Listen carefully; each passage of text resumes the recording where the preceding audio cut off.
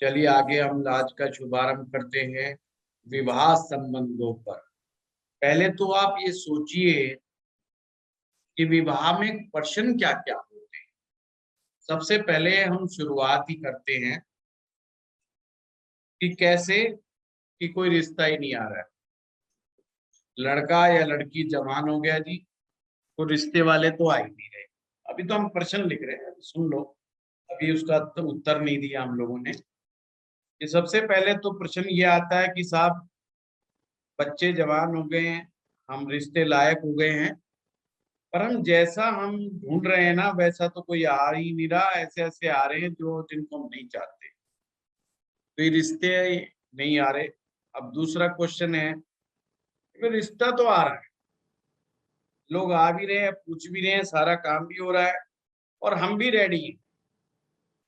पर जैसे ही हम रेडी होते हैं, सामने वाली पार्टी भाग जाती है।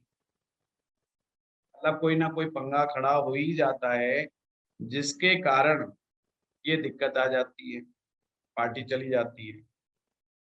तीसरा इसी की जैसा ही है कि भाई सारी बात ठीक है, पार्टी भी बिल्कुल ठीक है, हम भी बिल्कुल ठीक है, रिश्ता भी पक्का हो। पर जो रिश्ते की डेट ही आगे बढ़ती जा रही है, उसमें कोई ना कोई विघ्न आ रहा है। वो क्या रीज़न हो रहा है जी, विघ्न आ रहा है, 2 बार कैंसल हो गई डेट और हम आगे बढ़ते जा नहीं बढ़ पा रहे हैं। चलो ले दे करके किसी तरीके से इन्होंने रिश्ता पक्का कर दिया। अब आते हैं शादी के ऊपर।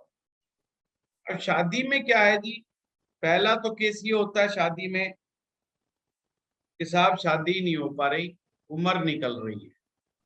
उम्र निकलने का मतलब हिंदुस्तान के हिसाब से बता दूं, लड़के की शहर के अंदर 24 साल से पार और लड़की की 21 साल से पार गांव में। शहर में थोड़ा सा उल्टा है कि लड़के की 27-28 साल उम्र और लड़की की 24 पार। उसके बाद इसमें भी कास्ट सिस्टम है, ये मैं पहले क्लियर कर दूं। कुछ कास्ट में थोड़ा और डिले भी हो जाए तो कोई फर्क नहीं पड़ता, पर बाकी अदर कास्ट के अंदर एक नॉर्मल मैंने कॉमन सी बात बताई है। It may be very up and down हो सकता है। तो आपको ये समझना है कि उनके अनुसार लेट क्या है, अपना दिमाग नहीं लगाना। ये मैं पहले क्लियर कर दूं प्रश्न में, अपना दिमाग नहीं लगाना। आपको पहले प्रैक्टिकली समाज क्या है, इस चीज को समझना पड़ेगा। कहते हैं ना देश काल और स्थिति के अनुसार ज्योतिष चलता है। तो हमें समझने की बहुत ज्यादा जरूरत है कि किस कास्ट सिस्टम में कहाँ पर जल्दी होता है, कहाँ पे गड़बड़ होती है। तो आपको नहीं समझ में आता तो कोई बात नहीं, आप उनसे पूछ लीजिए, सबसे बेटर है कि भाई आप तुम लेट किस चीज को मान रहे हो, वो उम्र मुझे बता दो कि लेट तुम किसको मान रहे हो। तो वो आपको बता देगा जी हमारे कास्ट में तो अगर बच्चा इतने से इतने पहुंच जाए तो ये मामला गड़बड़। अब जैसे हमारे यहाँ पर पंजाबी फैमिलीज जो होती हैं, उसमें अगर 27-28 तक पहुंच गए तो कोई ज्यादा टेंशन वाली बात नहीं। जब तक लड़का जो या लड़की जो है 32 क्रॉस ना करने लगे हैं, जब तक उन्हें टेंशन ज्यादा होती नहीं। तो वो चीज आप खुद सोचिएगा। एक बार मैं भी फंस गया था, जयपुर में था मैं और वहां पर एक जापानीज ग्रुप आया। तो उस समय मैं हस्तरेखा देखने के लिए बिठाया गया उन जापानियों का। और मैंने जब उनकी हस्तरेखा देखी तो मेरे इंडियन हिसाब से तो लेट थे। तो मैंने उनको लेट मैरिज की बात की। तो बोले कब होगी? मैंने कहा इट्स टू मच लेट। बोले जी फिर भी एज, मैंने कहा 33। कहते नाउ आई एम 31। मैंने कहा तो हाँ देख ले 33 भाई, तेरी अब तक शादी नहीं हुई, 31 साल हो गए। तो वो कहता है जी लो, हमारे यहाँ तो 32 के बाद तो सोचना शुरू करते हैं, शादी करेंगे ना। हमारे यहाँ ऑन एन एवरेज 35-36 से पहले शादियां होती ही नहीं है। 32 के बाद हम तो शुरू करते हैं सोचना। तो ये मेरे लिए उस जमाने में झटका था है। वो भी राजस्थान में खड़े होकर के, जहाँ शादियां जल्दी होती हैं, सोचो। तो ये मुझे समझ में आया प्रैक्टिकल चीज कि भाई सामने वाले का पहले इस मामले में समझना चाहिए कि शादियों का मामला है क्या, ताकि शादी का क्वेश्चन का जवाब आप सही सही दे पाए। अदरवाइज इस एज के चक्कर में जरूर प्रश्न कुंडली गड़बड़ा जाएगी। तो ये आपको इसलिए मैंने स्पेशली कहा है, प्रश्न कुंडली के समय देरी वो किसको मानता है, ये सामने वाले जातक से ही पता कर। अब ये पता करने के बाद उसका क्वेश्चन होगा कि बच्चा बच्ची लेट हो रहे हैं, शादी हो नहीं पा रही है, कारण क्या है? शादी हो नहीं पा रही है, कारण क्या है? अब फिर उसका अगला क्या है, इसी लाइन में, कारण जी कुछ भी हो, बच्चों की शादी कराओ, उपाय बताओ। अब वो रेमेडी की बात कर रहा है सी, वो कह रहा है तुम्हारी प्रेडिक्शन कुछ भी हो, मुझे तुम्हारी प्रेडिक्शन से कोई लेना देना नहीं है। मेरी निगाह में बच्चा बच्ची लेट हो गए हैं, अब इनकी रेमेडी बताओ। मैं सिर्फ रेमेडी करूंगा और शादी जल्दी से जल्दी शादी के लिए मैं जाना चाहता हूं, ताकि एक जिम्मेवारी से मैं साइड में हो जाऊं। हमारे इंडिया में है ना, बच्चे और माँ बाप दोनों बहुत जिम्मेवारियों को मानते हैं। जैसे विदेश में तो माँ बाप ज्यादा जिम्मेवारियों को ज्यादा समझते नहीं है, पर वहाँ पे बच्चे भी फिर ज्यादा जिम्मेवारियों को समझते नहीं है। तो अपने इंडियन ट्रेडिशन जो है वो ज्यादा समझता है। तो हमारे यहाँ कहते हैं चलो जी एक बोझ था वो मुक्त हो गए, अब हम निपट गए। हरियाणा में कहते हैं जी निपट लिया, अब तो अब कोई टेंशन नहीं बची है। ये नहीं पता टेंशन बाद में शुरू होती है। चलो अब यहाँ से हम आगे बढ़ते हैं कि शादी भी हो गई जी। शादी हो गई, अब छोरा छोरी लड़ रहे हैं जी, लड़का लड़की लड़ रहे हैं, झगड़ा कर रहे हैं। और झगड़े में अक्सर क्या होता है, या तो लड़का घर छोड़ के भाग जाता है या लड़की घर छोड़ के भाग जाती है। किसी घर छोड़ के चले गए, लड़की छोड़ के चली जाती है तो प्रश्न आता है जी ये लौट के कब आएगी। ज्यादा झगड़ा हो जाए तलाक की बात भी आ सकती है। तो आपको प्रश्न में ये भी समझना है तलाक का मामला कैसे होता है, कैसे नहीं होता है।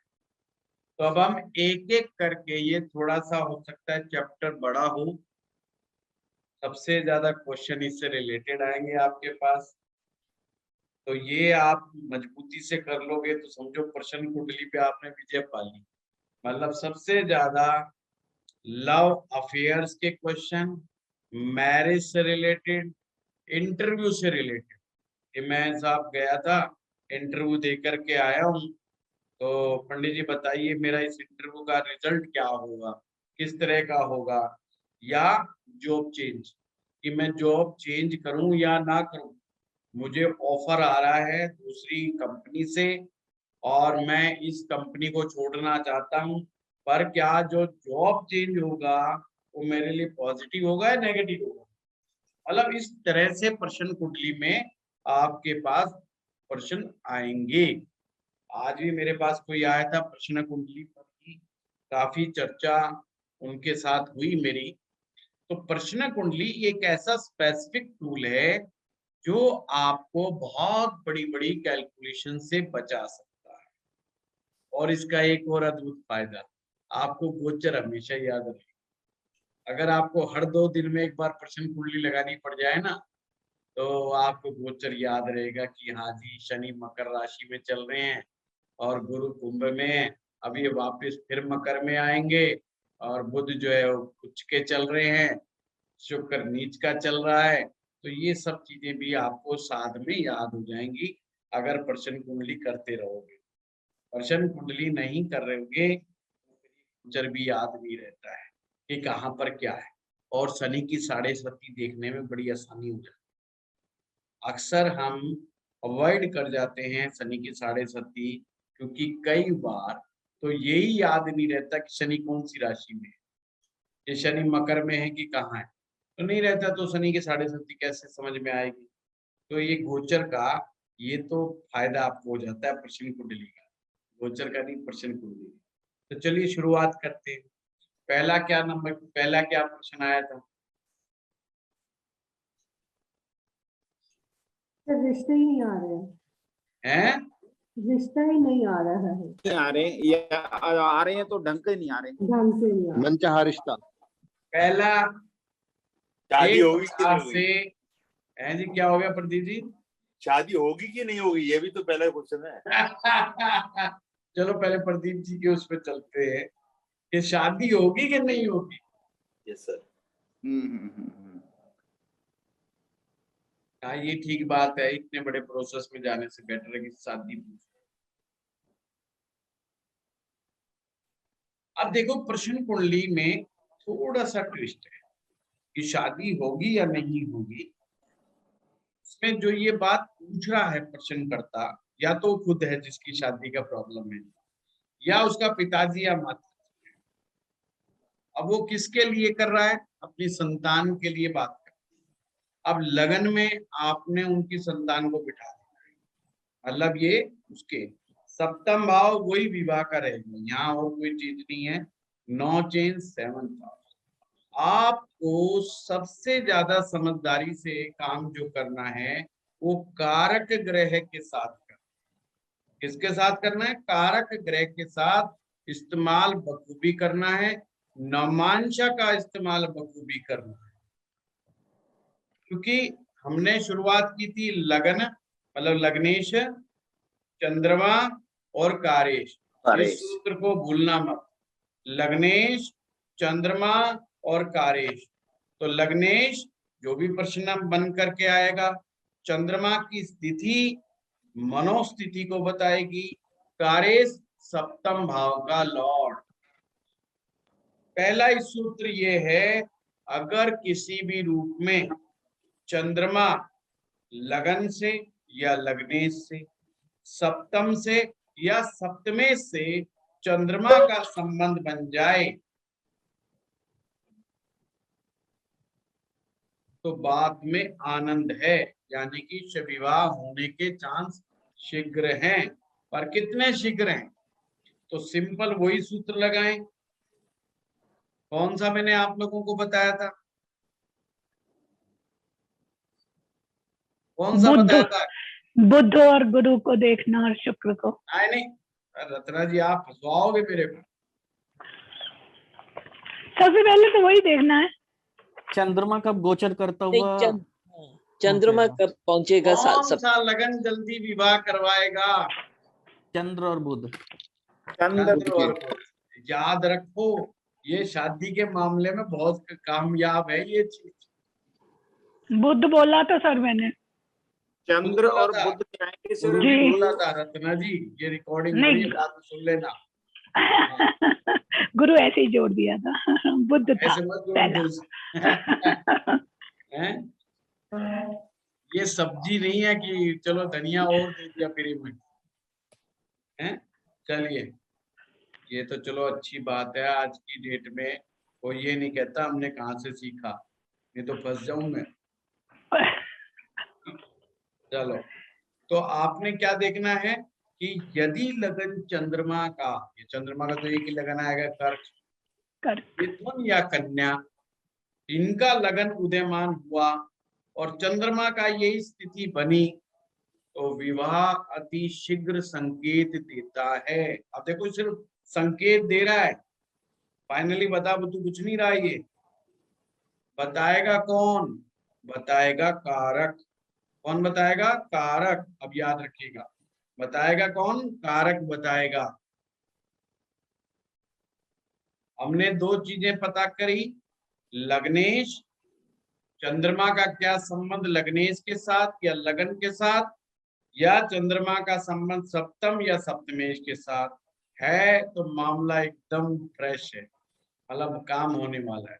ऊपर से अगर लग्नेश चंद्रमा या बुध का होगा तो मामला बहुत शीघ्र होने वाला है। पर मान लीजिए किसी लड़की के लिए रिश्ता ढूंढ रहा हूं, परंतु मार्केट में लड़का अवेलेबल तो होना चाहिए। जैसा वो बच्चा ढूंढ रहा है वैसा लड़का होना तो चाहिए। तो कारक उस चीज को बताएगा कि जो इसका जीवन साथी है वो कैसा है, उपलब्ध है कि नहीं है अभी, और उपलब्ध होगा तो कब होगा। देरी कहाँ पर हो रही है, कभी कभी कारक भी देरी करवा देता है। तो लड़की के केस में गुरु देखो कि गुरु कहाँ बैठा है, क्योंकि पहले तो मिलना चाहिए फिजिकल रूप से, वो फिजिकल रूप से वो होना चाहिए। तो आप ये देखो जो पर्शन कुंडली बनी है उसमें गुरु कहाँ बैठा है। कभी कभी क्या होता है, हमें रिश्ता पता होता है, यानी लड़का निगाह में है पर बात नहीं बन रही, लड़का तो निगाह में है पर बात नहीं बन रही, कहीं ना कहीं मामला फंस रहा है। अब पता तो है उन्हें कि कहीं ना कहीं अगर ये बात सिरे चढ़ जाए तो 2 मिनट का ही काम है, क्योंकि दोनों पार्टियां एक दूसरे को जान रही हैं, या तो दोनों पार्टियां शर्मा रही हैं, एक दूसरे से बात खुल करके नहीं कर पा रही हैं। तो आपने ये समझना है, अगर गुरु केंद्र में बैठा है और कोई पाप ग्रह नहीं देख रहा, फिर से बता रहा हूं, गुरु केंद्र में बैठा है और कोई पाप ग्रह नहीं बैठा, लड़का भी निगाह में है और रिश्ता बिल्कुल होने वाला है। कब होने वाला? सिंपल, अब आपने गोचर लगाना है, यहाँ पर गोचर लगाना है। कब हो जाएगा रिश्ता पक्का? तो गोचर कैसे लगाएंगे? चंद्रमा को उठा लो, चंद्रमा या तो घूमता घूमता लगन पे आ जाए, या चंद्रमा लग्नेश के साथ आ जाए, या चंद्रमा सप्तम भाव में आ जाए, या चंद्रमा सप्तमेश के साथ आ जाए।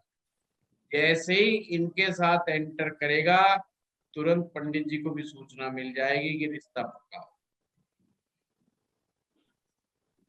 ये है रिश्ता पक्का होने का एक बहुत बढ़िया योग और आपके लिए एक आसान रास्ता।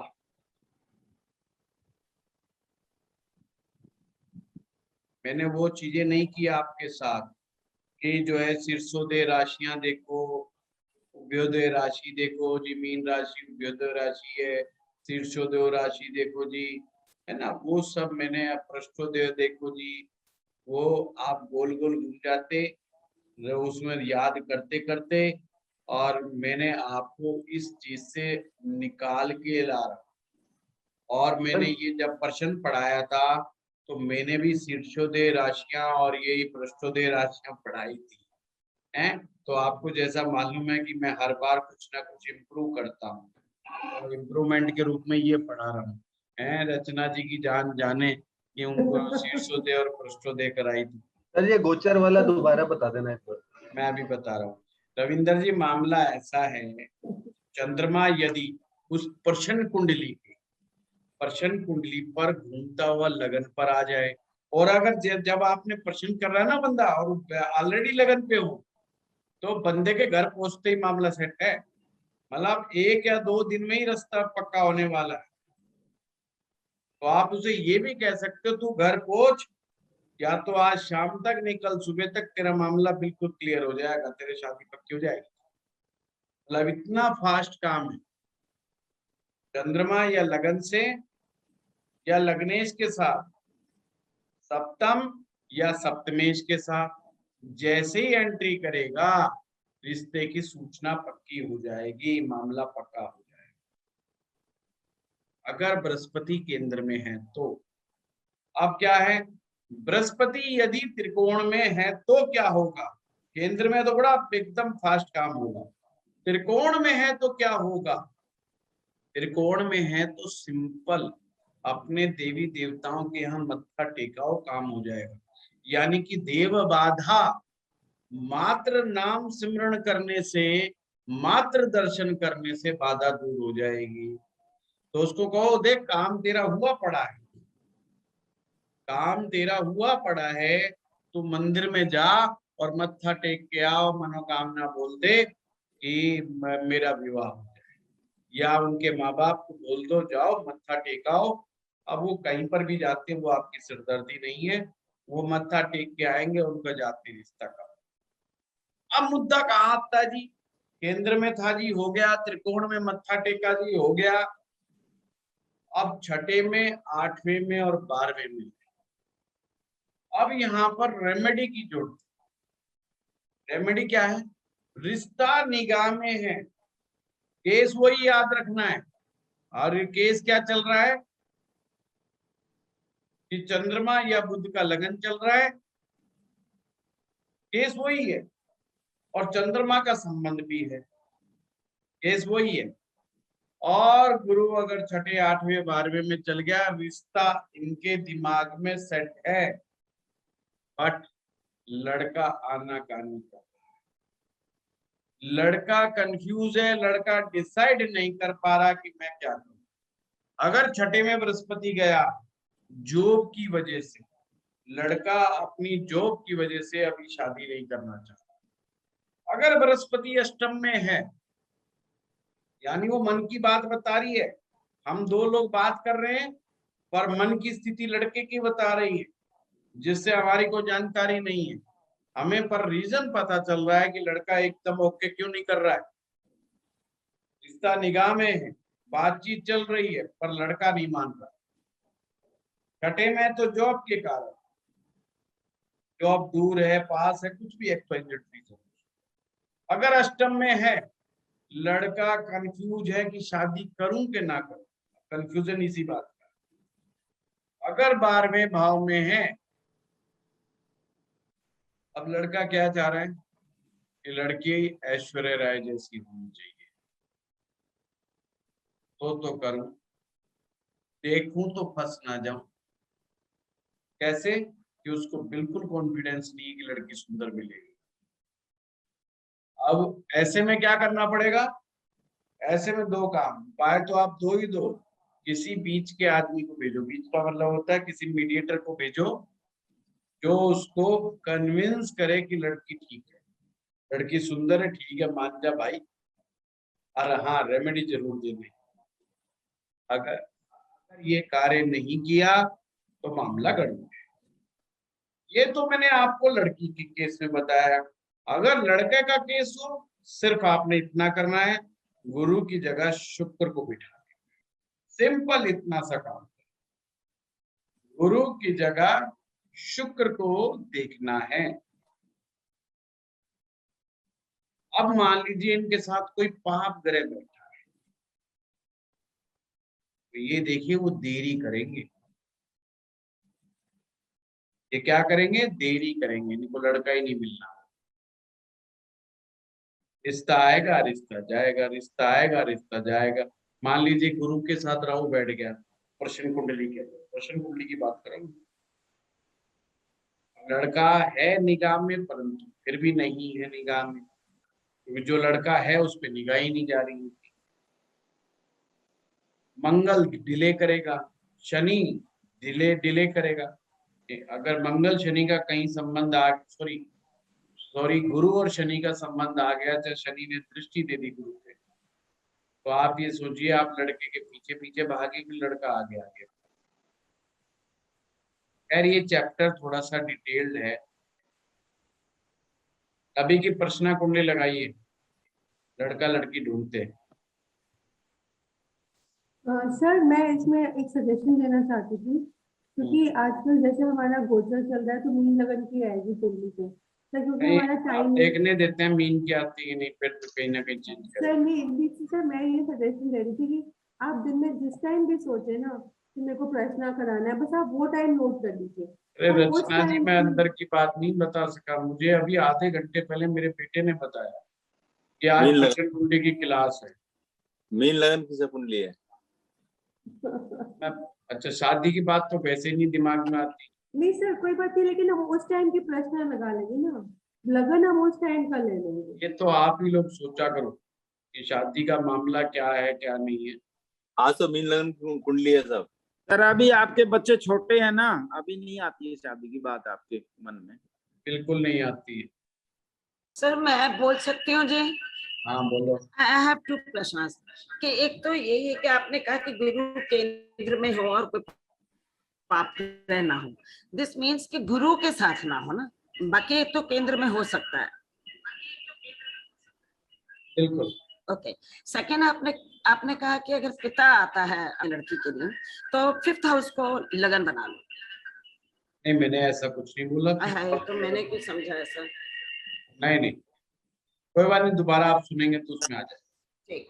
ठीक है, चलिए। आप मीन लगन से तो फिर वही आ जाएगा। सर मेष लगन की कुंडली आ रही है। हैं? मेष की नहीं आ रही, मीन की आ रही है क्या? कोई बात नहीं, मेष मेरे- की। प्रदीप जी मेष की मान लो, ज्यादा बेटर है। मेष की सर लगाओ सारे। हमने पहले भी मेष की थी। अब वृष की कर देते हैं। वृष की कर लो बस। खुश रहो। ओरिजिनलिटी नहीं रहती गुरुजी, हैं? वो ओरिजिनलिटी नहीं रहती, उसमें आगे पीछे हो जाते हैं ग्रह। कोई बात नहीं, ओरिजिनलिटी के लिए जगदीश जी आप तो अपने पड़ोस में प्रश्न लगा के देखो, गारंटी है जो आप हार जाओ तो मेरी। और बताओ। चेंज हो गई साहब, इस समय मेष की आ गई सर, हाँ टाइम चेंज हो गया, मेष की आ गई। जगदीश जी, मैं अनुभव देता हूँ अपना 15 सालों का, किताब नहीं देता हूँ। नहीं वो तो ठीक है सर, इसीलिए तो हम आपके साथ हैं। मेष अनुभव मेष देता हूँ निकाल करके, कि अनुभव जो है मुझे वो निकाल के चीज दे रहा हूँ। सूत्र तो इतने हैं कि किताबों से अगर मैं करने लग जाऊं ना तो मैं लगा रहूंगा बस, और आप भी लगे रहना, निकलना उससे कुछ नहीं है। कोई आइसक्रीम में फिर चूसते रहो, बाद में पता चलेगा जी कुछ निकला ही नहीं। वो नहीं, अनुभव दे रहा हूँ आपको, इतना आसान तरीके से प्रश्न सिखा रहा हूँ कि आप करके तो देखो, उन प्रश्नों को लगा के तो देखो। आज ही आया तो कभी लगा के देखो किसी के ऊपर, एकदम तुरंत आंसर आपको आएगा और करेक्ट आएगा। कमाल की बात तो ये होगी, चूकोगे नहीं। हाँ, अपनी गलती से चूको तो चूको भाई, अगर तुम खुद ही मात्रा का हेर फेर करो तो भाई देखो वो आप लोगों की जिम्मेवारी। बाकी अगर यूं का लगा दिया मतलब नहीं, जो चूक जाओ, तरीका आसान है। ये भी मेरी गारंटी है। ठीक है ना, चलो लगा दिया। अब देखो भाई, अब गुरु कहाँ पर आया है? मेष में, 11वें भाव में आया है। वृषभ लगन की कह रहे हैं सर आप? हाँ 11वें भाव में है। नहीं, मेष लगन। मोहित वही 11वें ओरिजिनलिटी ले आए ये सब। मेष लगन है ना? हाँ मेष लगा लो प्रताप जी। मेष लगन में गुरु 11वें भाव में। हाँ जी, देखो प्रश्न करता फर्स्ट हाउस में, जो प्रश्न कर रहा है वो फर्स्ट में बैठा है। सप्तम में विवाह का प्रश्न, यहाँ कार्य सप्तम भाव। चंद्रमा कहाँ पर बैठे? चंद्रमा थर्ड में। चंद्रमा थर्ड हाउस में बैठा है, यानी कि मिथुन राशि में बैठा हुआ है। राशि मिथुन आ गई है, और यहाँ पर लगन का लॉर्ड कौन है?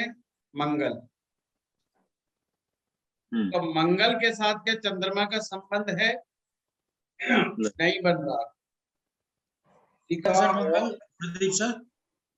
हाँ बताइए प्रताप जी। नहीं प्रदीप सर, मंगल कहाँ पे है? मंगल मंगल पांचवें में। पांचवें भाव में है, तीसरे भाव में चंद्रमा है। हाँ 5वें भाव में मंगल अस्त है। कोई पत्री बोल दीजिए जरा, ग्रहों की स्थिति क्या हाँ है? सारे बोल दीजिए। लिखिए। पहले भाव में कोई ग्रह नहीं है, दूसरे में राहु, तीसरे में चंद्रमा, चौथे में कोई नहीं है, पांचवें में मंगल और सन, छठे में बुध और शुक्र, सातवें में कोई नहीं है, आठवें में केतु, नवे में कोई नहीं है, 10वें में सैटर्न, 11वें में जुपिटर, 12 खाली। और मंगल अस्त तो नहीं है। Difference 13 degree difference. फिफ्थ में क्या बताया प्रदीप जी? फिफ्थ में मंगल और सन। ठीक थैंक यू। 12 डिग्री का डिफरेंस है मंगल और सूर्य। 12 डिग्री का डिफरेंस है सूर्य मंगल में। हाँ तो अस्त थोड़ी हुआ, 8 डिग्री से ऊपर थोड़ी होता है। 8 डिग्री से नीचे का होता है। चलिए, मैं ये पूछना चाह रहा था बस, चंद्र मंगल का आपस में कोई संबंध नहीं। अब क्या शुक्र का नहीं। चंद्रमा से कोई संबंध है? नहीं है। नहीं है देखो, सर। 2-3 मुद्दे आ गए। पहली बात तो मंगल का लगन आया है। मंगल या शनि का लगन उदय हो तो विवाह लेट पे लेट होता चला जाए, विवाह का प्रश्न लेट से लेट होता चला जाए। ऊपर से चंद्रमा ना तो लगन से संबंध बना रहा है, ना लग्नेश से संबंध बना रहा है, ना सप्तम भाव से बना रहा है, ना ही सप्तमी से बना रहा है। यानी कि चंद्रमा का भी संबंध यहाँ पर नहीं बन रहा, तो मामला बिल्कुल गोलमोल चला गया। तो ये मामला गोलमोल चला गया। फिर भी हम अगर देखते हैं, वैसे ही मान लेते हैं कि भाई चलो ये है, तो गुरु 11वें भाव में चला गया और किसके साथ संबंध बना रहा है? मंगल के साथ संबंध बना रहा है।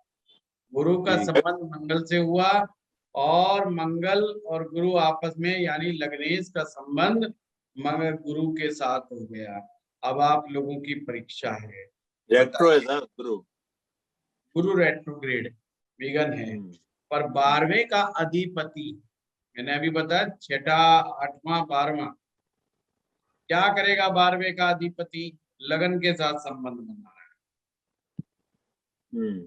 प्रश्नकर्ता का मन ही ठीक नहीं है, वो खुद ही कॉन्फिडेंस में नहीं है कि यार ये शादी हो भी सकती है कि नहीं, और आपने कह दिया भाई देरी पे देरी है तो बहुत लंबा खींचेगा मामला।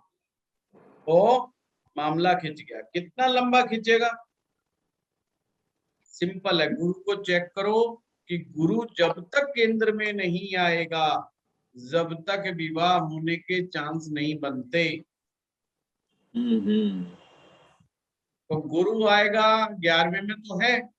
अब उतना डिग्री का हिसाब देख लेना भैया, 12 महीने देख लेना एक बार। मैं अंदाजे वैसे 12 से 13 महीने होते हैं, पर आप ये मानना हर महीने 1 डिग्री चलेगा। हर महीने नहीं, सॉरी 30 को 12 से वो कर लेना और अपना हिसाब बना लेना कितने महीने के बाद ये 12वें भाव में जाएगा, फिर 12वें भाव से कितनी देर में पहले में एंटर करेगा, और जब एंटर कर लेगा उसके कितने दिन के बाद।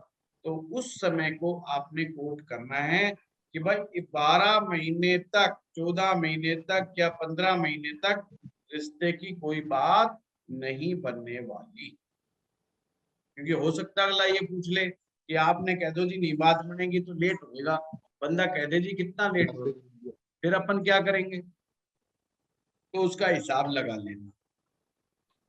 क्योंकि क्यों मैंने पकड़ा ये कारक है। लड़का तो यही ढूंढ के लेके आएगा ना जी, लड़का तो गुरु लेकर के आएगा ढूंढ डांड करके, और गुरु केंद्र में है नहीं, और ना तो 11वें में ढूंढेगा ना ही वो 12वें में ढूंढेगा। प्रश्न कुंडली में लड़का यानी कि वर गुरु के रूप में फिजिकल बॉडी है वर की। सर गुरु से केंद्र लेना है या केंद्र लेना है जी? क्या कह रहे हैं प्रसाद जी? सर गुरु से केंद्र लेना है, चौथा स्थान होगा या केंद्र? नहीं, प्रश्ना से केंद्र लेना। प्रश्न से केंद्र। देखिए उस दिन जब भी आप प्रश्न करा करें ना, कोई सीरियस प्रश्न आपके सामने आए, उस दिन की डेट डाला करो, टाइम डालो और उस समय की कुंडली सबसे पहले ऊपर लिखो कि इस बंदे ने प्रश्न क्या पूछा। ये आपको ना प्रैक्टिस में बहुत काम आएगा। मैं आपको अपना सूत्र बता रहा हूँ कि मैं क्या करता था, जिससे आप प्रश्न बहुत जल्दी सीखेंगे। उसकी पूरी डायरी बनाओ कि किसी ने कहा, रिश्तेदार में कह दिया भाई देखो ये भांजी की शादी नहीं हो रही है, भांजे का विवाह नहीं हो रहा, प्रश्न लगवा दिया, तो तुरंत कह दो भाई ठीक है मैंने टाइम नोट कर लिया, मुझे समय दो, प्रश्न बनाओ और हर सवाल को जवाब में अपने दिमाग में रखो कि क्या पूछ सकता है, कि रिश्ता होगा नहीं होगा, शादी होगी नहीं होगी, होगी तो कब होगी, कब होगी का सवाल का जवाब पहले ही दिमाग में बिठा के रखो। ऐसे नहीं करना, देख लो कुछ चीजें इंटरलिंक्ड है, वो प्रश्न आएगा ही आएगा, उस बात पे शांत नहीं होने। आपने कहा जी अभी मामला दूर है, तुरंत उसने बोलना है बताओ जी कितनी दूर है। और आपने कहा प्रयास करने से होगा। मान लो गुरु का और शुक्र का लगन आया तो धनु लगन का लगन निकला या धनु निकला या मीन निकला, तो फिर क्या करेंगे? तो फिर अपने को उसकी रेमेडी देनी है तुरंत। और कारक अगर कमजोर पड़ जाए तो कारक को मजबूत करना है, ये ध्यान रखना। बिना कारक को मजबूत करे कुछ नहीं होगा। अच्छा ये कभी मत कहना आज का दिन ठीक नहीं है तो परसों दिखवाना, परसों दिखाना नहीं भाई, इसका असर कई दिनों तक रहेगा। प्रश्न लिखो और उसको कह दो। जैसे मान लीजिए कि गुरु छठे भाव में आ गया और कमजोर है, उसको सबसे पहले कहो भाई पहले तो लड़की को पीला पुखराज पहनाओ, तुरंत पीला पुखराज धारण कराओ लड़की को, जब तो दूल्हा मिलेगा।